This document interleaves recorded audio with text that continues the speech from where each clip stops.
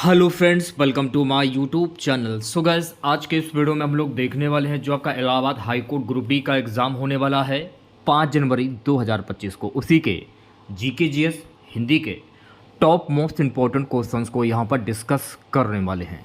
और मैं आप लोगों को ये 100% गारंटी देता हूँ कि आपके Allahabad high court group D के एग्ज़ाम में यहाँ से प्रश्न पूछे जाएंगे।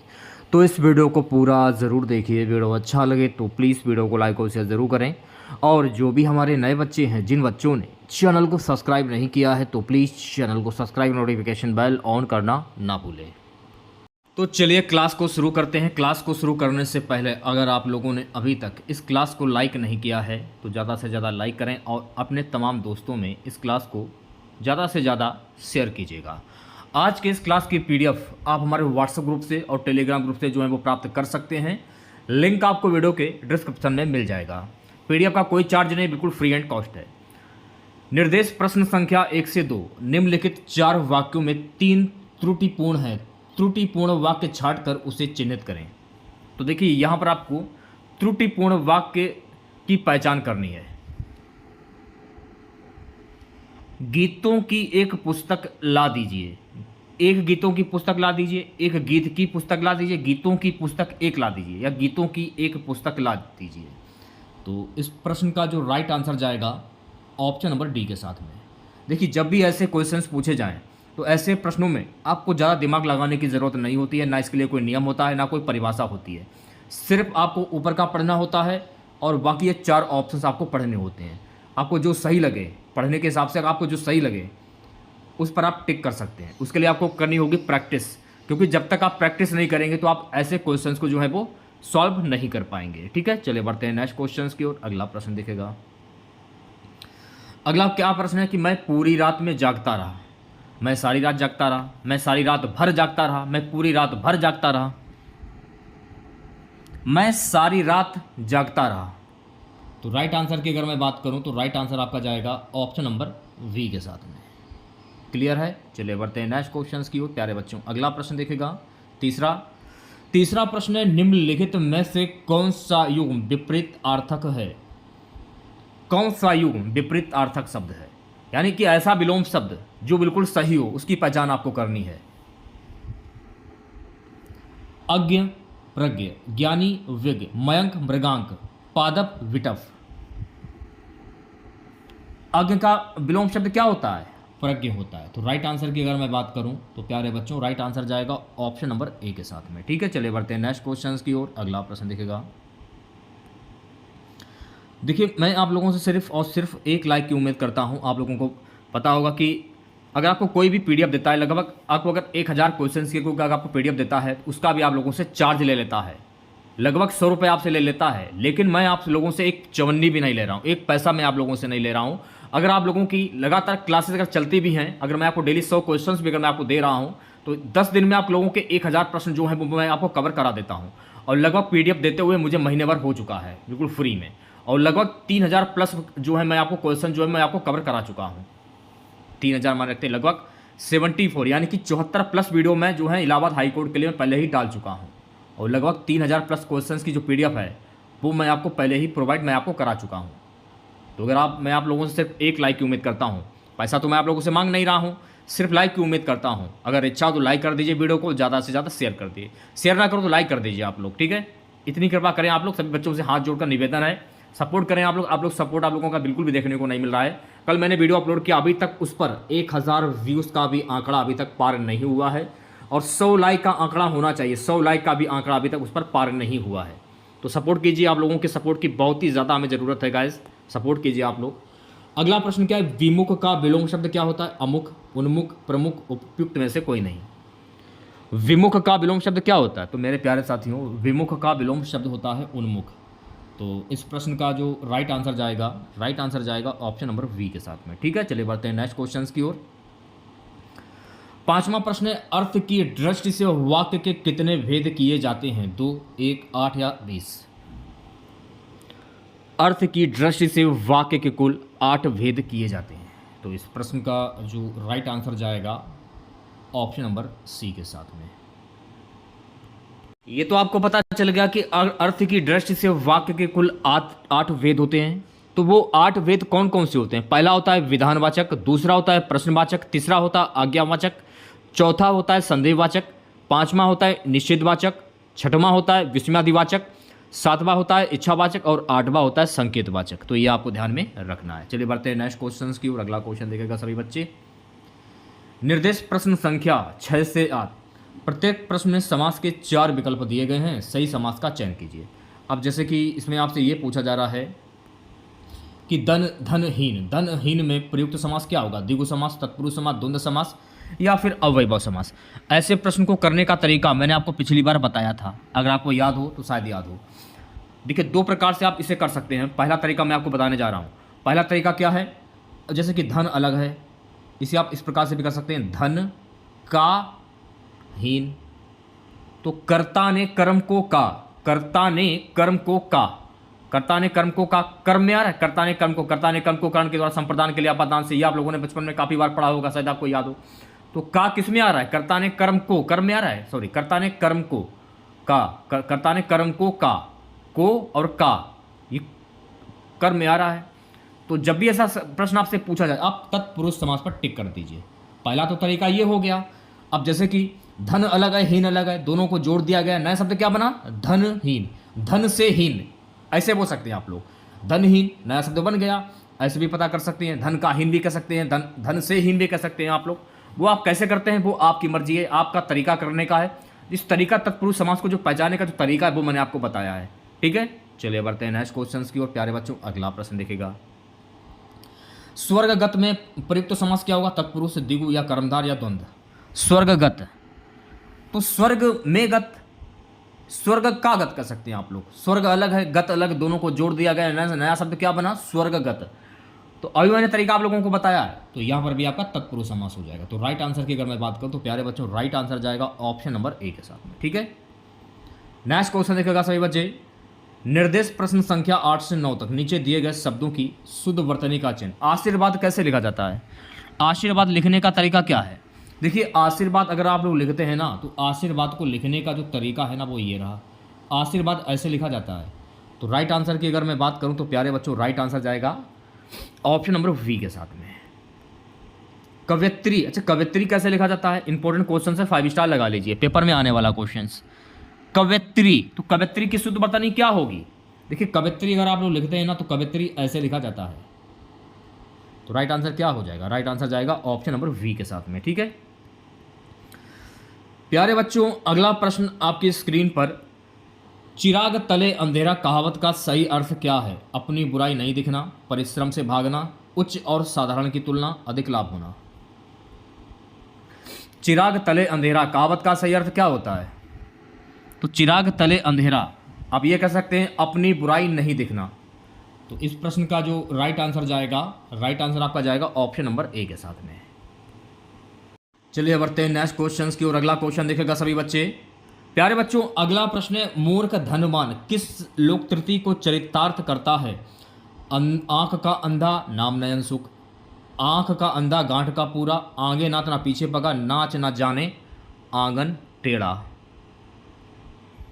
मूर्ख धनवान किस मुहावरे को चरितार्थ करता है? मुहावरा भी कर सकते हैं, लोक तृतीय भी कर सकते हैं आप लोग। आंख का अंधा गांठ का पूरा, तो इस प्रश्न का जो राइट आंसर जाएगा ऑप्शन नंबर वी के साथ में। चलिए बढ़ते हैं नेक्स्ट क्वेश्चन की और अगला क्वेश्चन देखेगा, सबका अपनी अपनी मर्जी से काम करना किस लोक तृतीय का अर्थ है? अपनी ढपली अपना राग, आप डूबे तो जग डूबा, खग जाने खग की ही भाषा, अकल बढ़िया भैंस। सबका अपनी अपनी मर्जी से काम करना किस लोक तृतीय का अर्थ है? इसका मुहावरा क्या होगा? तो मेरे प्यारे साथियों इसका मुहावरा होता है सबका अपनी अपनी मर्जी से काम करना, यानी अपनी ढपली अपना राग, यानी इसकी सबसे अलग थलग रहना, अब और अपनी मर्जी से काम करना। तो राइट आंसर जाएगा ऑप्शन नंबर ए के साथ में, ठीक है। नेक्स्ट क्वेश्चन देखेगा सभी बच्चे। 13वां प्रश्न है, निम्न में से कौन सुमेलित नहीं है? शुचि, पवित्र, सर सरोवर, स्वर्ण सोना। देखिए स्वर्ण होता है ना कि सवर्ण होता है, स्वर्ण होता है, स्वर्ण मतलब सोना। अब आपसे ये पूछा जा रहा है कि कौन सुमेलित नहीं है? स्वर्ण सोना ये सुमेलित नहीं है। तो राइट आंसर की अगर मैं बात करूं तो प्यारे बच्चों राइट आंसर जाएगा ऑप्शन नंबर सी के साथ में, ठीक है। नेक्स्ट क्वेश्चन देखेगा सभी बच्चे। निर्देश प्रश्न संख्या 14 से 15। निम्नलिखित प्रत्येक वाक्य के नीचे 4 विकल्प दिए गए हैं, उनमें कोई एक विकल्प उक्त वाक्य का शुद्ध रूप है, उसका चयन करना है आप लोगों को। अपने हाथ से स्वयं काम करो। ये तो आप कहेंगे कि अपने हाथ से स्वयं काम, तो इसका शुद्ध वाक्य क्या होगा? ऐसे क्वेश्चन की आप जितनी भी प्रैक्टिस कर सकते हैं उतनी प्रैक्टिस आप लोग करिए, क्योंकि 5 जनवरी बिल्कुल नज़दीक में आ रहा है, तो तैयारी में लगे रहिए आप लोग। जितना अभी तक आप लोगों ने पढ़ा है, मैंने आप लोगों को अभी तक जितना पढ़ाया है उसका रिवीजन आप लोग कर डालिए। अपने हाथ स्वयं काम करो, इसका शुद्ध वाक्य क्या होगा?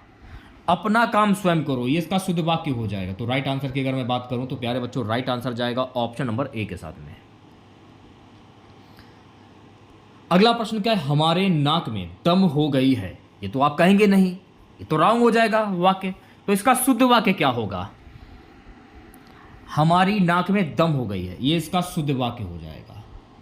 तो मेरे प्यारे बच्चों इसका जो राइट आंसर जाएगा ऑप्शन नंबर ए के साथ में। ठीक है, चलिए बढ़ते हैं नेक्स्ट क्वेश्चन की ओर। दो टूक कहना किस मुहावरे का अर्थ है? स्पष्ट करना, झगड़ा करना, टुकड़े करना, कविता लिखना। आप लोगों ने सुना होगा कि जो भी मैं बोलता हूं मुंह पर बोलता हूं, बिल्कुल सच बोलता हूं, चाहे बुरा लगे चाहे अच्छा लगे। कुछ व्यक्ति, आप लोगों ने ऐसे व्यक्ति को देखा होगा कि जो वो बोलते हैं मुंह पर बोलते हैं, यानी कि वो स्पष्ट कहते हैं। तो इसको आप क्या कहते हैं? दो टूक कहना, यानी कि स्पष्ट करना। तो इस प्रश्न का जो राइट आंसर जाएगा मेरे प्यारे साथियों ऑप्शन नंबर ए के साथ में। ठीक है, चलिए बढ़ते हैं नेक्स्ट क्वेश्चन की ओर। अगला क्वेश्चन देखेगा, निम्नलिखित में से कौन सा शब्द शुद्ध है? तो ये देखिए यहां पर आपको शुद्ध शब्द की पहचान करनी है। सिंपल सा क्वेश्चन है, आसानी से आप आंसर दे सकते हैं। तो परिमाण कैसे लिखा जाता है? देखिए परिमाण को लिखने का जो तरीका है ना वो ये रहा। तो इस प्रश्न का जो राइट आंसर जाएगा ऑप्शन नंबर सी के साथ में। ठीक है, नेक्स्ट क्वेश्चन देखेगा सभी बच्चे। प्यारे बच्चों अगला प्रश्न हमारा है कि जिसकी चिंता ना की जा सके के लिए एक शब्द क्या होगा? औचित्य, चिंतनशील, चिंतामणि या चैतन्य। जिसकी चिंता ना की जा सके के लिए एक शब्द क्या होगा? तो मेरे प्यारे साथियों जिसकी चिंता ना की जा सके उसको क्या कहते हैं? औचित्य कहते हैं। क्या कहते हैं? औचित्य कहते हैं। तो इस प्रश्न का जो राइट आंसर जाएगा ऑप्शन नंबर ए के साथ में। ठीक है गैस, अगला प्रश्न देखेगा। अगला प्रश्न हमारा है प्राकृतिक शब्द का विपरीत आर्थक शब्द क्या है? नैसर्गिक, कृत्रिम, बनावटी, स्वर्गिक। प्राकृतिक शब्द का विपरीत आर्थक शब्द क्या हो? इसे आप ये भी कह सकते हैं कि प्राकृतिक शब्द का विलोम शब्द क्या होगा? तो प्राकृतिक शब्द का विलोम शब्द होता है मेरे प्यारे साथियों कृत्रिम। तो इस प्रश्न का जो राइट आंसर जाएगा ऑप्शन नंबर वी के साथ में। ठीक है, चलिए बढ़ते हैं नेक्स्ट क्वेश्चन की ओर। अगला क्वेश्चन देखेगा, निम्नलिखित में से कौन सा शब्द पुल्लिंग है? देखिए यहां पर आपको पुल्लिंग शब्द की पहचान करें। मणि है, चांदी है, झील है या मोती है। तो कौन सा शब्द पुल्लिंग होगा? देखिए मोती जो है ना, ये पुल्लिंग शब्द जो है वो हो जाएगा। तो इस प्रश्न का जो राइट आंसर जाएगा ऑप्शन नंबर डी के साथ में। सरल शब्दों में आप समझ सकते हैं कि जिन शब्दों से पुरुष जाति का बोध होता है उन्हें पुल्लिंग शब्द कहते हैं, जैसे पिता हुआ, भाई, लड़का, पेड़, सिंह, शिव, हनुमान, बैल आदि। ठीक है, चलिए बढ़ते हैं नेक्स्ट क्वेश्चन की ओर। अगला क्वेश्चन देखेगा सभी बच्चों। अगला प्रश्न है कि घनश्याम में कौन सा समास है? तो मैंने आपको एक ट्रिक बताई थी, शायद आपको याद हो कि जब किसी वाक्य में किसी प्रसिद्ध व्यक्ति या भगवान के नाम आ जाए तो वहां पर होता है आपका बहुप्रिय समास। तो जब घनश्याम का आप समास विग्रह करेंगे तो इसका समास विग्रह क्या होता है? घन के समान श्याम, घन साथ श्याम। तो घनश्याम किसको कहते हैं? श्री कृष्ण को कहते हैं।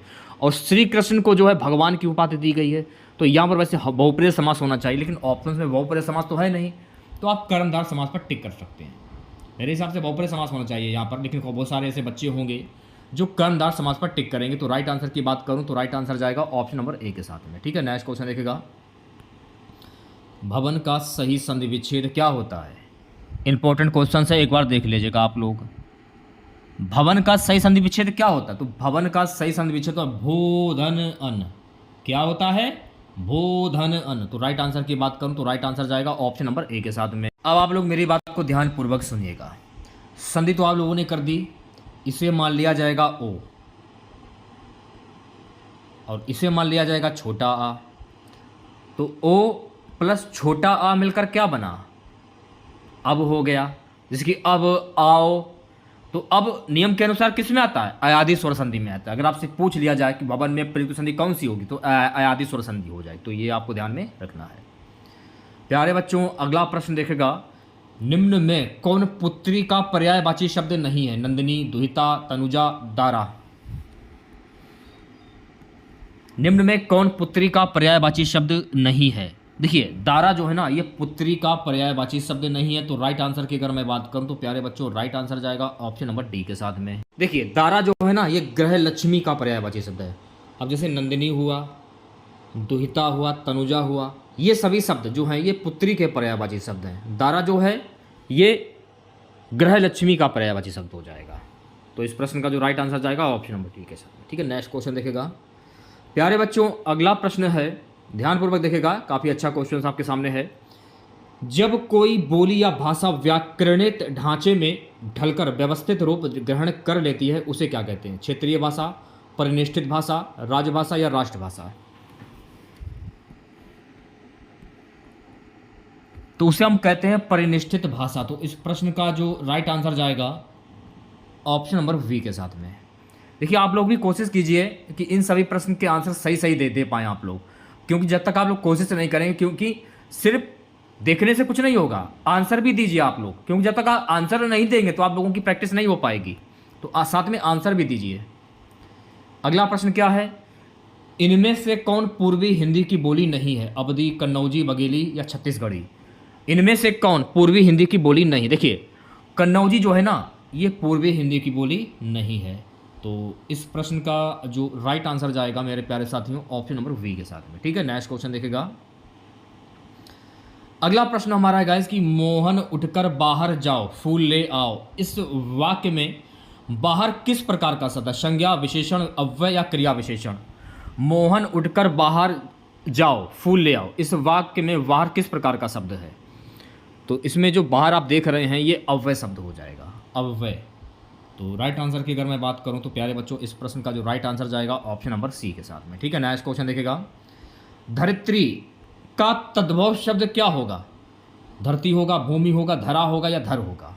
ऐसे शब्द जो हिंदी भाषा से उत्पन्न हुए हों वो तद्भव शब्द कहलाते हैं। धरित्री को जब हिंदी में कन्वर्ट करोगे तो इसका हिंदी में शब्द क्या बनेगा, यानी इसका तद्भव शब्द क्या बनेगा? धरती हो जाएगा। धरती जो हिंदी भाषा का शब्द है, तो इसलिए इस प्रश्न का जो राइट आंसर जाएगा प्यारे बच्चों ऑप्शन नंबर ए के साथ में। ठीक है, चलिए बढ़ते हैं नेक्स्ट क्वेश्चन की ओर। सो गाइस अगला प्रश्न देखेगा। निम्नलिखित में से कौन सा शब्द संज्ञा का उदाहरण नहीं है? शिक्षक, सोना, अच्छा या किताब? निम्नलिखित में से कौन सा शब्द संज्ञा का उदाहरण नहीं है? तो देखिए अच्छा जो है ना, ये संज्ञा का उदाहरण नहीं है। तो राइट आंसर की अगर मैं बात करूं तो प्यारे बच्चों राइट आंसर जाएगा ऑप्शन नंबर सी के साथ में। 29वां क्वेश्चन, तुलनात्मक विशेषण की दृष्टि से कौन उत्तमावस्था में नहीं है? सुंदरतम, उच्चतम, कोमलतम, शीतलतम? तुलनात्मक विशेषण की दृष्टि से कौन उत्तमावस्था में नहीं है?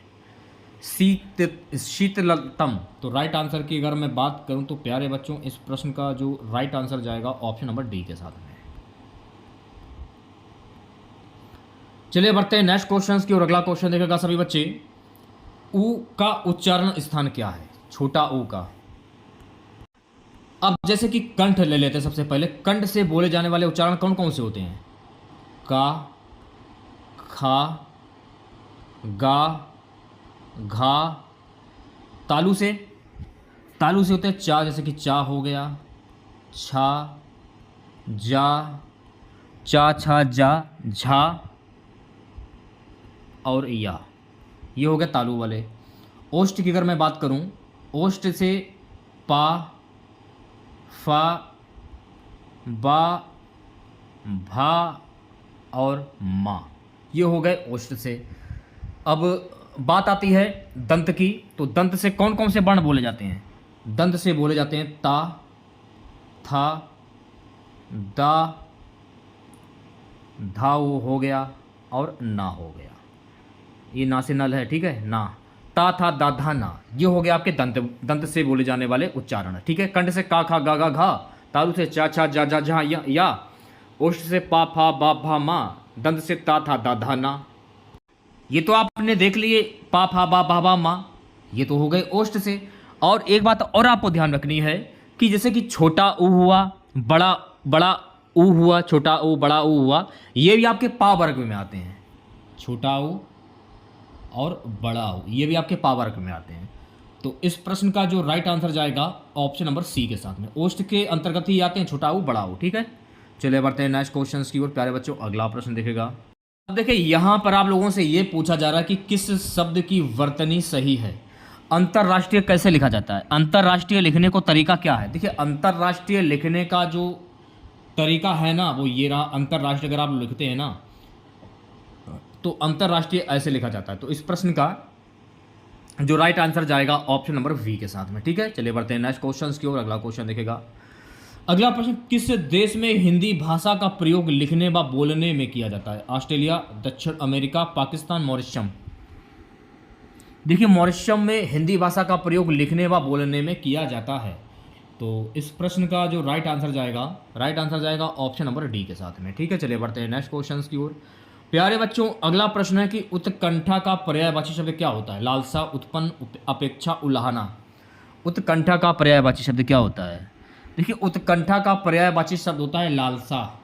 क्या होता है, लालसा होता है। तो राइट आंसर की अगर मैं बात करूं तो इस प्रश्न का जो राइट आंसर जाएगा ऑप्शन नंबर ए के साथ में, ठीक है। चलिए बढ़ते हैं नेक्स्ट क्वेश्चन की ओर।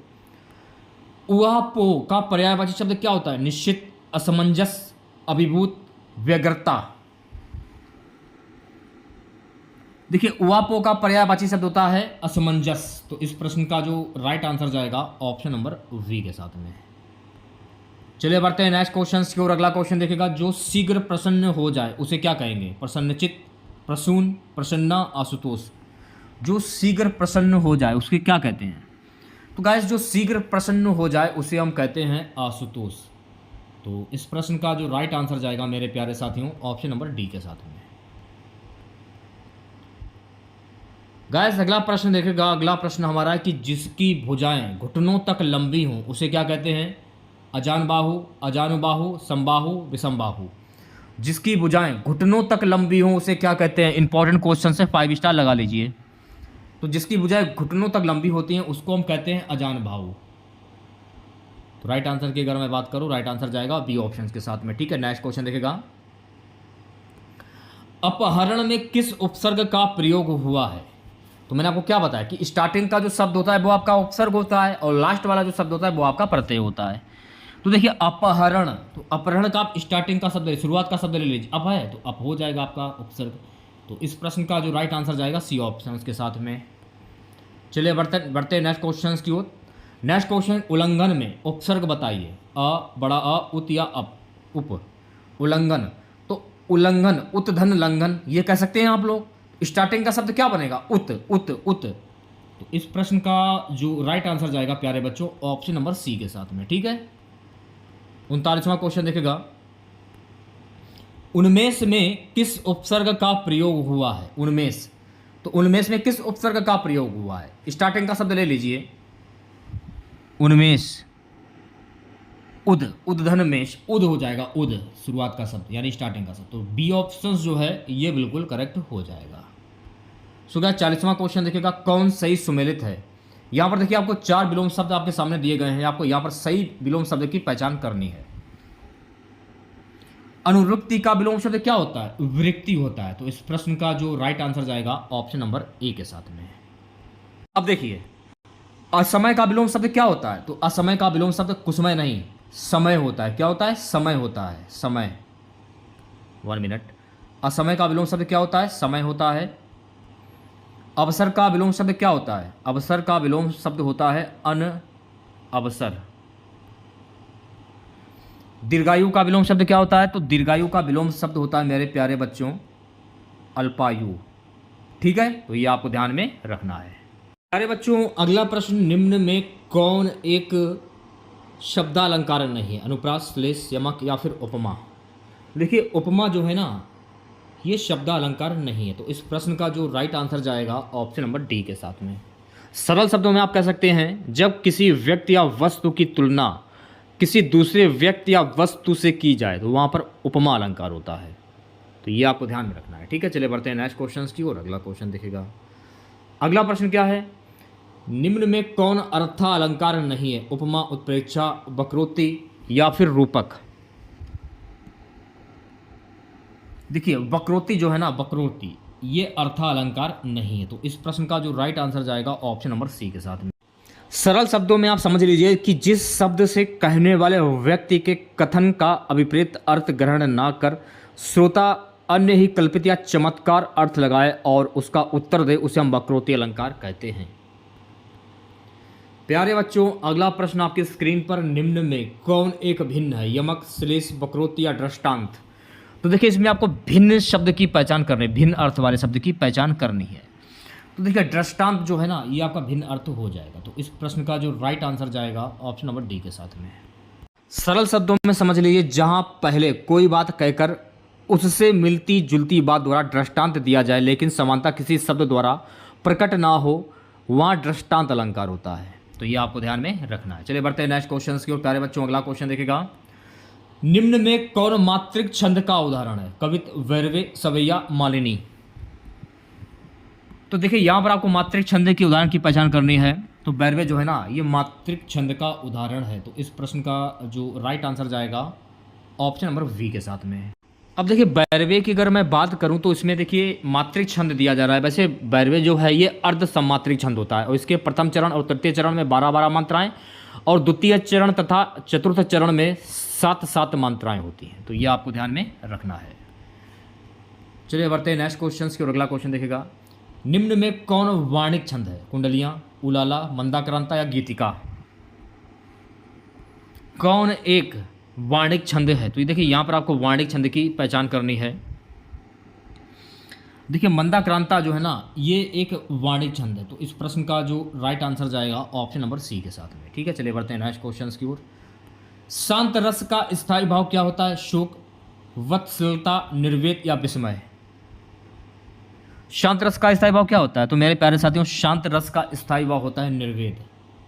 तो इस प्रश्न का जो राइट आंसर जाएगा ऑप्शन नंबर सी के साथ में। अच्छा, अगर आपसे ये पूछ लिया जाए कि शोक का स्थायी भाव क्या होता है, तो शोक का स्थायी भाव होता है करुण रस। वत्सलता का स्थायी भाव क्या होता है? तो वत्सलता का स्थायी भाव होता है विस्मय। ठीक है, निर्वेद को मैंने पता दिया शांत रस का होता है। और विस्मय का स्थायी भाव क्या होता है? तो विस्मय का स्थायी भाव होता है अद्भुत रस। तो ये फैक्ट आपको ध्यान में रखना है। ठीक है, नेक्स्ट क्वेश्चन देखिएगा। प्यारे बच्चों, अगला प्रश्न है, अनुराग किस रस का स्थायी भाव है? शांत रस, वात्सल रस, वीर रस या रौद्र रस? अनुराग किस रस का स्थायी भाव है? तो अनुराग जो है ना गाइस, ये वात्सल रस का स्थायी भाव है। तो इस प्रश्न का जो राइट आंसर जाएगा ऑप्शन नंबर वी के साथ में। ठीक है, नेक्स्ट क्वेश्चन देखिएगा सभी बच्चे। 48वां प्रश्न है, प्रिय प्रवास जो है किसकी रचना है? अयोध्या प्रसाद सिंह उपाध्याय अरियोध, सच्चिदानंद हीरानंद वात्स्यायन अज्ञे मैत्री शरणगुप्त माखनलाल चतुर्वेदी? प्रिय प्रवास किसकी रचना है? तो मेरे प्यारे साथियों, प्रिय प्रवास जो है ना, अयोध्या प्रसाद सिंह उपाध्याय अरियोध की रचना है। तो इस प्रश्न का जो राइट आंसर जाएगा ऑप्शन नंबर ए के साथ में। अगला प्रश्न है, भ्रमर गीत किस कवि की रचना है? तुलसीदास, सूरदास, मीराबाई या नंददास? भ्रमर गीत किसकी रचना है? देखिए भ्रमर गीत जो है ना, ये सूरदास की रचना है। तो राइट आंसर की अगर मैं बात करूं तो प्यारे बच्चों, राइट आंसर जाएगा ऑप्शन नंबर वी के साथ। सूरदास की अगर मैं बात करूं तो सूरदास के गुरु का क्या नाम था? वल्लभाचार्य। सूरदास किस काल के कवि हैं? तो सूरदास भक्ति काल के कवि हैं। सूरदास की बोली कौन सी है? तो सूरदास की बोली है ब्रजभाषा। सूरदास को अष्टछाप का जहाज भी कहा जाता है। तो ये सारे पॉइंट आपको ध्यान में रखने, जो कि आपकी परीक्षा की दृष्टि से काफी इंपॉर्टेंट है। ठीक है, नेक्स्ट क्वेश्चन देखिएगा। निम्न में कौन सी सूरदास की रचना है? कवितावली, सूर साहित्य, सूरसागर या प्रेमवर्तिका? सूरसागर जो है ना, ये सूरदास की रचना है। तो इस प्रश्न का जो राइट आंसर जाएगा ऑप्शन नंबर सी के साथ में। गाइस, अगला प्रश्न देखिएगा, निम्न इतिहासकारों में किसने अकबर को इस्लाम का शत्रु कहा? अब्बास खां शरवानी, बदायूनी, अहमद यादगार, मीर अलाउद्दौला कजवीनी? अकबर को इस्लाम का शत्रु किसने कहा था? बदायूनी ने कहा था। तो इस प्रश्न का जो राइट आंसर जाएगा इस प्रश्न का ऑप्शन नंबर वी के साथ में। सो गाइस, अगला क्वेश्चन देखेगा, अकबर के संरक्षक बैरम खां का पतन कब हुआ? 1556 ईस्वी में, 1565 ईस्वी में, 1560 ईस्वी में, 1670 ईस्वी में? अकबर के संरक्षक बैरम खां का पतन कब हुआ था? 1560 ईस्वी में हुआ था। तो इस प्रश्न का जो राइट आंसर जाएगा ऑप्शन नंबर सी के साथ में। जिन बच्चों ने अभी तक इस वीडियो को लाइक नहीं किया है, क्या कर रहे हो आप लोग, वीडियो को लाइक कर दीजिए यार। सिर्फ एक लाइक की उम्मीद कर रहा हूँ। बाकी मैं आपको सारी पीडीएफ बिल्कुल निःशुल्क में देता हूँ। 100 क्वेश्चन की पूरी पीडीएफ है। ये पीडीएफ आपको हमारे व्हाट्सएप ग्रुप में और टेलीग्राम ग्रुप में मिल जाएगी। बस वीडियो को लाइक कर दीजिए, मैं समझ जाऊँगा कि मेरी मेहनत सफल हुई। सो गाइस, अगला प्रश्न है, मेगस्थनीज की पुस्तक का नाम क्या है? अर्थशास्त्र, ऋग्वेद, पुराण, इंडिका। देखिए, मेगस्थनीज की पुस्तक का नाम है इंडिका। तो इस प्रश्न का जो राइट आंसर जाएगा ऑप्शन नंबर डी के साथ में। चलिए बढ़ते हैं नेक्स्ट क्वेश्चन की ओर। अगला क्वेश्चन देखेगा, किस उभयलिंगी पशु में पर निषेचन किया जाता है? हाइड्रा, एस्कोरिस, केचुआ, रेशम कीट। केचुआ में पर निषेचन किया जाता है। तो इस प्रश्न का जो राइट आंसर जाएगा, इस प्रश्न का राइट आंसर जाएगा ऑप्शन नंबर सी के साथ में। गाइस, अगला क्वेश्चन देखेगा, प्लवर क्या होता है? पहली बार नाम सुना है। रबर के पौधे से निकलने वाला दूधिया स्राव, शंख बसा की परत, किन्ही एक्रोबेटिक पौधों द्वारा कीट को फंसाने की युक्ति, चावल के पौधे का फंगस संक्रमण। प्लवर क्या होता है? देखिए, प्लवर जो है ना, शंख बसा की परत होती है। तो इस प्रश्न का जो राइट आंसर जाएगा, इस प्रश्न का ऑप्शन नंबर वी के साथ में है। सो गाइस, अगला क्वेश्चन देखेगा। अगला क्वेश्चन है कि चंगेज खान ने जलालुद्दीन का पीछा करते हुए किसके शासनकाल में भारत की सीमाओं पर आक्रमण किया था? कुतुबुद्दीन ऐबक, इल्तुतमिश, बलबन, नसीरुद्दीन खुसरो। देखिए, चंगेज खान ने जलालुद्दीन का पीछा करते हुए इल्तुतमिश की सीमाओं पर आक्रमण किया था, भारत की सीमाओं पर आक्रमण किया था। तो इस प्रश्न का जो राइट आंसर जाएगा मेरे प्यारे साथियों, इस प्रश्न का राइट आंसर जाएगा ऑप्शन नंबर वी के साथ में। चलिए बढ़ते हैं नेक्स्ट क्वेश्चन की ओर। अगला क्वेश्चन देखेगा सभी बच्चे, भारतीय प्रतीक का उत्कीर्ण सत्यमेव जयते, ये कहाँ से लिया गया? ऋग्वेद से, मत्स्य पुराण से, भगवद गीता से, या मुंडकोनिपद से?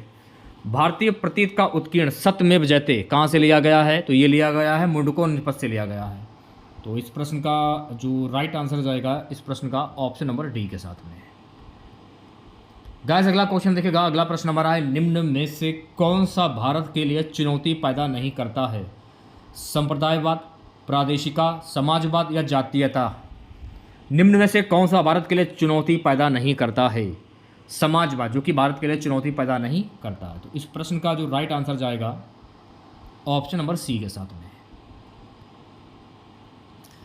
सो गाइस, अगला क्वेश्चन देखेगा। अगला क्वेश्चन क्या है, निम्न में से कौन समिति संसद की स्थायी समिति नहीं है? लोकलेखा समिति, प्राक्कलन समिति, लोक उपक्रम समिति, वित्त मंत्रालय की परामर्शदात्री समिति। निम्न में से कौन सी समिति संसद की स्थायी समिति नहीं है? वित्त मंत्रालय की परामर्शदात्री समिति, जो कि संसद की स्थायी समिति नहीं है। तो इस प्रश्न का जो राइट आंसर जाएगा, इस प्रश्न का ऑप्शन नंबर डी के साथ में। चलिए बढ़ते हैं नेक्स्ट क्वेश्चन की ओर। अगला क्वेश्चन देखेगा सभी बच्चे, प्यारे बच्चों। अगला प्रश्न है, निम्न में से कौन सा देश एक दलीय प्रणाली अपना रहा है? मंगोलिया, स्पेन, चिली, या फिर चीन। कौन सा देश एक दलीय प्रणाली अपना रहा है? देखिए, चीन जो है ना, ये एक दलीय प्रणाली जो है वो अपना रहा है। तो इस प्रश्न का जो राइट आंसर जाएगा, इस प्रश्न का ऑप्शन नंबर डी के साथ में। सो गाइस, अगला क्वेश्चन देखेगा। अगला क्वेश्चन क्या है कि कौन सा पर्वत हिमालय श्रृंखला का अंग नहीं है? अरावली, कुनलुन, कराकोरम, हिंदुकुश। देखिए, अरावली पर्वत जो है ना, ये हिमालय श्रृंखला का अंग नहीं है। तो इस प्रश्न का जो राइट आंसर जाएगा, इस प्रश्न का ऑप्शन नंबर ए के साथ में। सो गाइस, अगला क्वेश्चन देखेगा। मुर्दुमलाई पशु विहार प्रसिद्ध है व्याघ्रों के लिए, गबलों, वायुसेनों के लिए, पक्षियों के लिए, हाथियों के लिए। मुर्दुमलाई पशु विहार ये किस लिए प्रसिद्ध है? तो ये गाइस, ये हाथियों के लिए प्रसिद्ध है। तो इस प्रश्न का जो राइट आंसर जाएगा ऑप्शन नंबर डी के साथ में। प्यारे बच्चों, अगला प्रश्न देखेगा। अगला प्रश्न, श्रृंगेरी, बद्रीनाथ, द्वारका और पुरी में 4 मठ स्थापित किए गए थे? रामानुज द्वारा, अशोक द्वारा, आदि शंकराचार्य द्वारा, माधव विद्यारण द्वारा। श्रृंगेरी, बद्रीनाथ, द्वारका और पुरी में 4 मठ ये किसके द्वारा स्थापित किए गए थे? सो गाइस, ये स्थापित किए गए थे आदि शंकराचार्य के द्वारा। तो इस प्रश्न का जो राइट आंसर जाएगा ऑप्शन नंबर सी के साथ में। ठीक है, नेक्स्ट क्वेश्चन देखिएगा सभी बच्चे। अगर आपने अभी तक वीडियो को लाइक नहीं किया है, सभी बच्चों से गुजारिश है हाथ जोड़कर प्लीज़ वीडियो को लाइक कीजिएगा यार। इसकी पीडीएफ आपको हमारे व्हाट्सएप ग्रुप में और टेलीग्राम ग्रुप में मिल जाएगी। डीएनए के कोडकरण खंड को क्या कहा जाता है? कोडॉन, न्यूट्रॉन, इंट्रॉन या एक्सॉन? डीएनए के कोडकरण खंड को क्या कहा जाता है? एक्सॉन कहा जाता है। तो मेरे प्यारे साथियों, इस प्रश्न का जो राइट आंसर जाएगा ऑप्शन नंबर डी के साथ में। चलिए बढ़ते हैं नेक्स्ट क्वेश्चन की ओर। सो गाइस अगला क्वेश्चन देखेगा, वसा में घुलनशील विटामिन कौन कौन से हैं, ये आपको बताना है। तो देखिए, वसा में घुलनशील विटामिन होते हैं कैल्सीफेरॉल, कैरोटीन, टेकोफेरॉल। तो इस प्रश्न का जो राइट आंसर जाएगा, इस प्रश्न का राइट आंसर जाएगा ऑप्शन नंबर वी के साथ में। ठीक है, नेक्स्ट क्वेश्चन देखेगा। सो गाइस अगला प्रश्न है कि रेशम का उत्पादन किससे होता है? रेशम कीट के अंडे से, रेशम कीट के प्यूपा से, रेशम कीट के लार्वा से, स्वयं कीट से? देखिए, रेशम कीट का जो उत्पादन है ना, रेशम कीट के लार्वा से होता है। तो राइट आंसर की अगर मैं बात करूं तो प्यारे बच्चों, इस प्रश्न का जो राइट आंसर जाएगा ऑप्शन नंबर सी के साथ में। ठीक है, नेक्स्ट क्वेश्चन देखिएगा। अगला प्रश्न है कि विधान परिषद के सदस्य कितने वर्षों के लिए निर्वाचित होते हैं? 3 वर्ष, 4 वर्ष, 5 वर्ष या 6 वर्ष? विधान परिषद के सदस्य जो है ना, कुल 6 वर्ष के लिए निर्वाचित होते हैं। तो इस प्रश्न का जो राइट आंसर जाएगा ऑप्शन नंबर डी के साथ में। ठीक है, चलिए बढ़ते हैं नेक्स्ट क्वेश्चन की ओर। अगला क्वेश्चन देखेगा। सो गाइस अगला क्वेश्चन देखेगा, शासक बनने के बाद 12 अध्यादेश जारी करने वाला मुगल बादशाह था? जहांगीर, औरंगजेब, अकबर, शाहजहां? शासक बनने के बाद 12 अध्यादेश जारी करने वाला मुगल बादशाह था जहांगीर।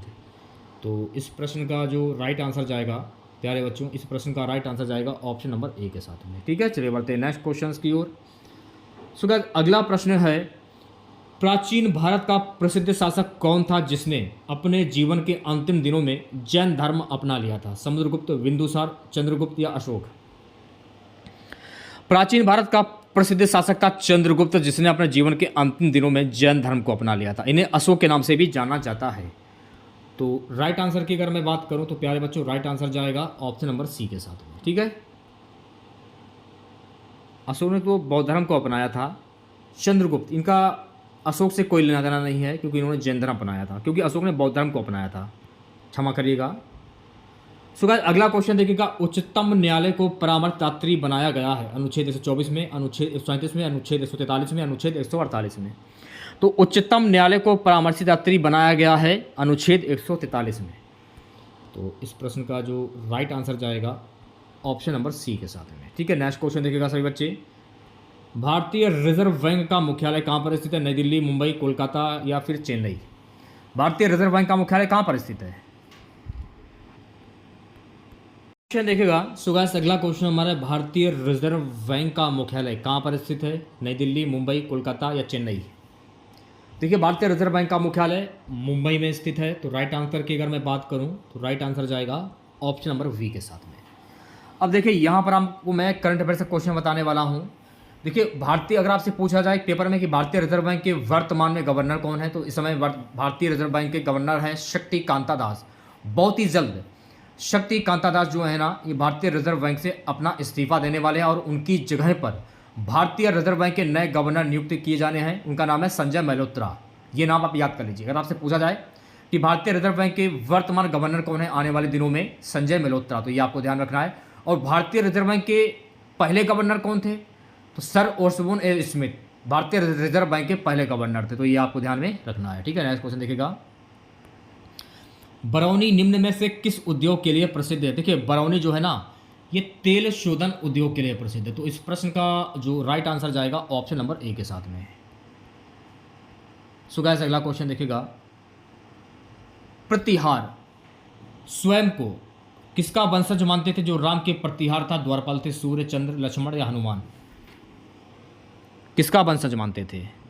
लक्ष्मण का वंशज मानते थे। तो इस प्रश्न का जो राइट आंसर जाएगा मेरे प्यारे बच्चों ऑप्शन नंबर सी के साथ में। ठीक है, नेक्स्ट क्वेश्चन देखिएगा। अगला प्रश्न है, बंगाल का द्वैध शासन कब से कब तक चला था? 1757, 1768, 1764 से 1793 तक, 1765 से 1772, 1760 से 1793 तक। बंगाल का द्वैध शासन जो है ना, 1765 से 1772 तक चला था। तो इस प्रश्न का जो राइट आंसर जाएगा ऑप्शन नंबर सी के साथ में। प्यारे बच्चों, अगला क्वेश्चन देखिएगा। राजा राम मोहन राय ने अपने असाधारण काम की खातिर भारतीय इतिहास में अपनी पहचान बनाई। उनका मुख्य काम किस दिशा में था? धर्म को ऊंचा उठाना, समाज सुधार, शिक्षा, अंग्रेजी का परिचय। समाज सुधार। तो इस प्रश्न का जो राइट आंसर जाएगा मेरे प्यारे बच्चों ऑप्शन नंबर वी के साथ में। ठीक है, अगला क्वेश्चन देखेगा सभी बच्चे। अब तक ध्यानपूर्वक सुनिएगा। अब तक लोकसभा में प्रस्तुत अविश्वास प्रस्ताव सर्वाधिक बार किस प्रधानमंत्री की सरकार के खिलाफ रखे गए? जवाहरलाल नेहरू, लाल बहादुर शास्त्री, इंदिरा गांधी, अटल बिहारी वाजपेयी। अब तक लोकसभा में प्रस्तुत अविश्वास प्रस्ताव सर्वाधिक बार इंदिरा गांधी की सरकार के खिलाफ रखे गए थे। तो इस प्रश्न का जो राइट आंसर जाएगा ऑप्शन नंबर सी के साथ में। नेक्स्ट क्वेश्चन देखेगा सभी बच्चे। प्यारे बच्चों, अगला प्रश्न हमारा है, निम्नलिखित में से किस भाषा को भारतीय संविधान की 8वीं अनुसूची में शामिल नहीं किया गया? असमिया, बोडो, मणिपुरी या मिजो। देखिए, मिजो भाषा को भारतीय संविधान की 8वीं अनुसूची में शामिल नहीं किया गया है। तो राइट आंसर की अगर मैं बात करूं तो प्यारे बच्चों राइट आंसर जाएगा ऑप्शन नंबर डी के साथ में। अगला क्वेश्चन देखेगा सभी बच्चे। सर्वोच्च न्यायालय के न्यायाधीश के विरुद्ध महाभियोग का प्रस्ताव पारित हो जाने पर पदच्युति का आदेश कौन जारी कर सकता है? सर्वोच्च न्यायालय का मुख्य न्यायाधीश, राष्ट्रपति, लोकसभा अध्यक्ष या फिर मंत्रिपरिषद। राष्ट्रपति ये आदेश जारी कर सकता है। तो राइट आंसर की अगर मैं बात करूं तो राइट आंसर जाएगा ऑप्शन नंबर वी के साथ में। ठीक है, नेक्स्ट क्वेश्चन देखेगा सभी बच्चे। प्यारे बच्चों, अगला प्रश्न है कि स्वतंत्र भारत के प्रथम कानून मंत्री कौन थे? Doctor VR. Ambedkar, Rafi Ahmed Kidwai, Gopal Swami Iyer, KC. Neogy. तो स्वतंत्र भारत के प्रथम कानून मंत्री कौन थे? Doctor VR. अम्बेडकर। तो इस प्रश्न का जो राइट आंसर जाएगा मेरे प्यारे बच्चों ऑप्शन नंबर ए के साथ में। ठीक है, अगला क्वेश्चन देखिएगा। न्यायिक पुनर्वलोकन का अधिकार किसे है? उच्च न्यायालय, उच्चतम न्यायालय, राष्ट्रपति या लोकसभा। तो न्यायिक पुनर्विलोकन का अधिकार जो है ना उच्चतम न्यायालय को। तो इस प्रश्न का जो राइट आंसर जाएगा ऑप्शन नंबर वी के साथ में। ठीक है, अगला प्रश्न है कि सार्वजनीन सार्वभौमिक वयस्क मताधिकार दर्शाता है कि भारत एक ऐसा देश है जो है लोकतांत्रिक, प्रभुत्व संपन्न, धर्मनिरपेक्ष, समाजवादी। आंसर जाएगा आपका ऑप्शन नंबर ए के साथ में, लोकतांत्रिक। ठीक है, चलिए बढ़ते हैं नेक्स्ट क्वेश्चन की ओर। अगला क्वेश्चन देखेगा सभी बच्चे। निम्नलिखित में से किस प्राकृतिक प्रदेश को विश्व का चिड़ियाघर के नाम से जाना जाता है? मानसूनी प्रदेश, सवाना प्रदेश, विषुवत रेखीय प्रदेश, भूमध्य सागरीय प्रदेश। किस प्राकृतिक प्रदेश को विश्व का चिड़ियाघर के नाम से जाना जाता है? सवाना प्रदेश को जाना जाता है विश्व का चिड़ियाघर के नाम से। सो गाइस, इस प्रश्न का जो राइट आंसर जाएगा ऑप्शन नंबर वी के साथ में। ठीक है, नेक्स्ट क्वेश्चन देखेगा। भारत में सबसे अधिक कृषि भूमि किस फसल के अंतर्गत है? चावल, गेहूं, मक्का या कपास। तो भारत में सबसे अधिक कृषि भूमि जो फसल जो है ना चावल के अंतर्गत है।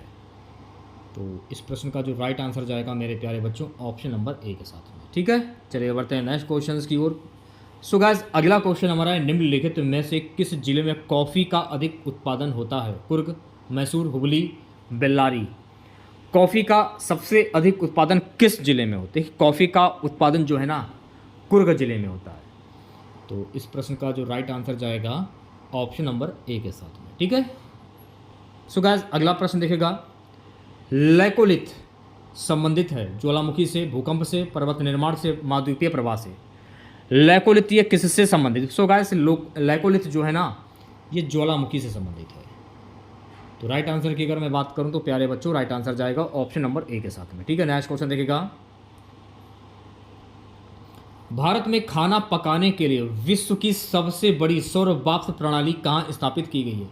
Mount Abu, Manikaran, Mount Thuliyar, Mount Saramati. Bharat में खाना पकाने के लिए विश्व की सबसे बड़ी सौर वाष्प प्रणाली जो है ये स्थापित की गई है माउंट आबू में।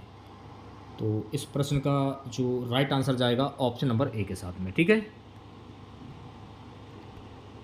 अगला क्वेश्चन देखेगा सभी बच्चे। प्यारे बच्चों, अगला प्रश्न है, भारत में जल विद्युत शक्ति गृह 1857 ईस्वी में कहाँ स्थापित किया गया था? शिव समुद्रम, दार्जिलिंग, मोहरा, पायकारा। भारत में जल विद्युत शक्ति गृह 1857 ईस्वी में स्थापित किया गया था दार्जिलिंग में। तो इस प्रश्न का जो राइट आंसर जाएगा मेरे प्यारे बच्चों ऑप्शन नंबर वी के साथ में। ठीक है, चलिए बढ़ते हैं नेक्स्ट क्वेश्चन की ओर। सो गाइस अगला प्रश्न है कि भारत में सर्वप्रथम पत्र मुद्रा का चलन कब प्रारंभ हुआ था? 1542 ईस्वी, 1601 ईस्वी, 1680 ईस्वी या 1806 ईस्वी? तो भारत में सर्वप्रथम पत्र मुद्रा का जो चलन है ना 1806 ईस्वी में प्रारंभ हुआ था। तो राइट आंसर की अगर मैं बात करूं प्यारे बच्चों, राइट आंसर जाएगा ऑप्शन नंबर डी के साथ में। अगला क्वेश्चन हमारा न्यूनतम जनसंख्या घनत्व वाला महाद्वीप है? Europe, Africa, Asia, Australia. न्यूनतम जनसंख्या घनत्व वाला महाद्वीप कौन सा है? इसका नाम है ऑस्ट्रेलिया महाद्वीप। तो राइट आंसर की अगर मैं बात करूं तो प्यारे बच्चों राइट आंसर जाएगा ऑप्शन नंबर डी के साथ में। ठीक है, अगला क्वेश्चन देखिएगा, बौद्ध धर्म की व्रजयान शाखा का उदय उत्तर प्रदेश में कहां पर हुआ? बुंदेलखंड, सारनाथ, इलाहाबाद या मथुरा? बौद्ध धर्म की ब्रजयान शाखा का उदय उत्तर प्रदेश के सारनाथ में हुआ। तो इस प्रश्न का जो राइट आंसर जाएगा ऑप्शन नंबर वी के साथ में। ठीक है, चलिए बढ़ते हैं नेक्स्ट क्वेश्चन की ओर। सो गाइस अगला क्वेश्चन हमारा है कि किस सन में उत्तर प्रदेश का नाम संयुक्त प्रांत रखा गया? 1937, 1935, 1935, 1856, 1961? सन 1937 में उत्तर प्रदेश का नाम संयुक्त प्रांत रखा गया। तो इस प्रश्न का जवाब हो जाएगा ऑप्शन नंबर ए। चलिए बढ़ते हैं नेक्स्ट क्वेश्चन की ओर। उत्तर प्रदेश में 1857 की क्रांति का आरंभ सर्वप्रथम किस नगर से हुआ? लखनऊ, मेरठ, इलाहाबाद या कानपुर? उत्तर प्रदेश में 1857 की क्रांति का आरंभ सर्वप्रथम मेरठ नगर से हुआ था। तो इस प्रश्न का जो राइट आंसर जाएगा मेरे प्यारे बच्चों ऑप्शन नंबर वी के साथ में। ठीक है, नेक्स्ट क्वेश्चन देखिएगा सभी बच्चे। गैसो हॉल की पायलट परियोजना उत्तर प्रदेश में आरंभ की गई? आंवला में, बरेली में, गोरखपुर में, मुजफ्फरनगर में? तो गैसो हॉल की पायलट परियोजना उत्तर प्रदेश के आंवला से आरंभ की गई। तो इस प्रश्न का जो राइट आंसर जाएगा ऑप्शन नंबर ए के साथ में।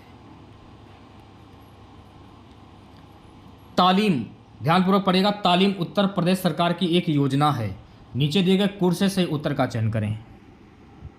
तो राइट आंसर आपका जाएगा ऑप्शन नंबर ए के साथ में। पहला और चौथा, दूरदर्शन द्वारा ग्रामीण क्षेत्रों में शिक्षा प्रदान करने हेतु, पहला सही हो जाएगा।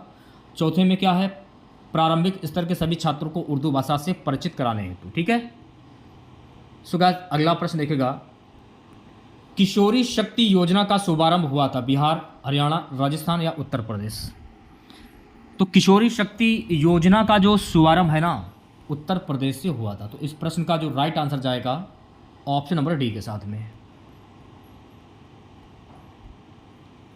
अगला क्वेश्चन हमारा, उस जनपद को चिन्हित कीजिए जिनमें जानवरों के लिए पॉली क्लिनिक नहीं है? लखनऊ, झांसी, मुजफ्फरनगर या फिर गोरखपुर? उस जनपद को चिन्हित करना है जिनमें जानवरों के लिए पॉली क्लिनिक नहीं है। झांसी। तो इस प्रश्न का जो राइट आंसर जाएगा मेरे प्यारे बच्चों ऑप्शन नंबर वी के साथ में। ठीक है, नेक्स्ट क्वेश्चन देखिएगा।